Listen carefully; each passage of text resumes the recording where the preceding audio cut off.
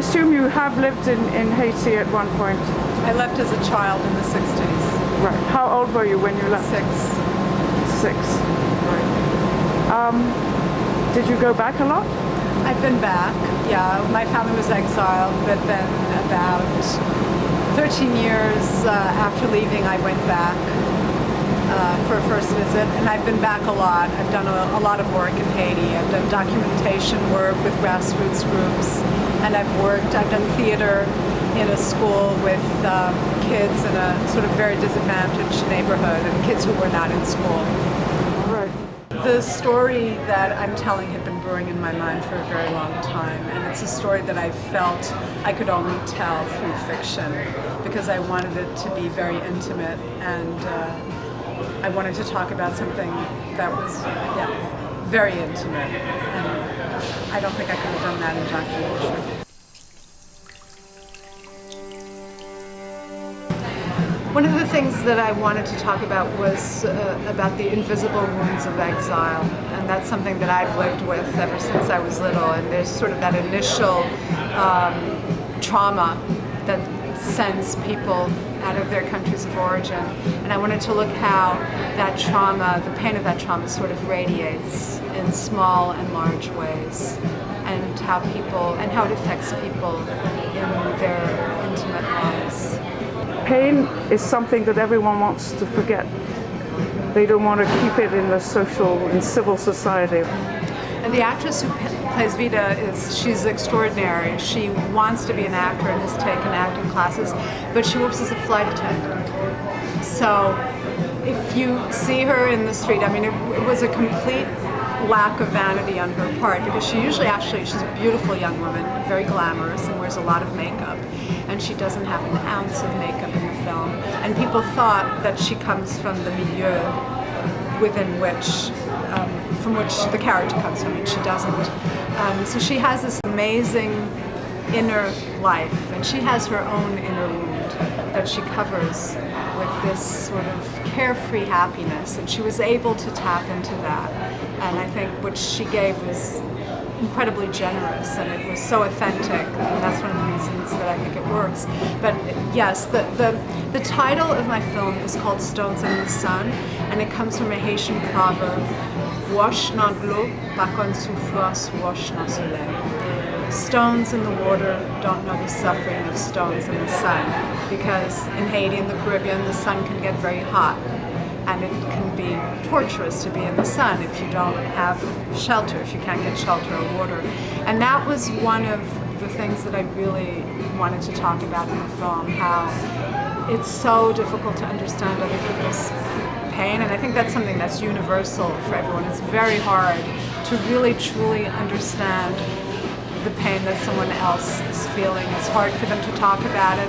It's hard for them to describe it. And I think it's very hard for the listener to hear it and to take it in.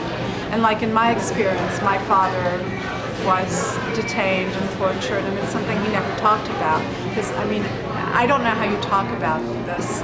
In this country, I think we live in a talk culture where everyone talks about things, and I think in the West, in a lot of countries, there's this idea of the miracle talk cure, and that's not something that I really believe in. I mean, I think, yes, talking and sharing can heal to a certain degree, but I don't think that there's a magical formula. And in Haiti and in a lot of other countries, people don't talk. There's a reticence.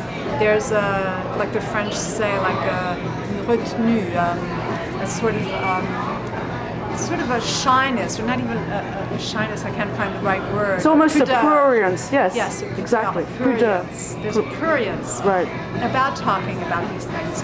The idea that everybody has their pain, and you're supposed to sort of bear it. And also, when you share it, what does that do to the other person? And when you share it, is it really going to help? And that's one of the things that I grappled with that character.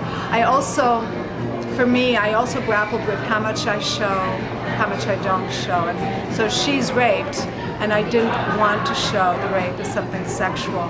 I really wanted to show it as something violent, and I tried to show very little in the same way that there's violence in the film, but I try to show very little of it, because for me what's important is the aftermath of the violence, how the violence affects people. Because I think also violence can depersonalize people. And so that's one of the things that I grappled with. So you said the story, you said it definitely before the earthquake. Yes. But did you have a particular period in mind, sort of, or at least a decade, or? In the film, I didn't want to get into political specificities or talk about certain specific political leaders. That was not my interest. Aristide or Duvalier or Baby Doc. Right. I mean, there's an image of Duvalier.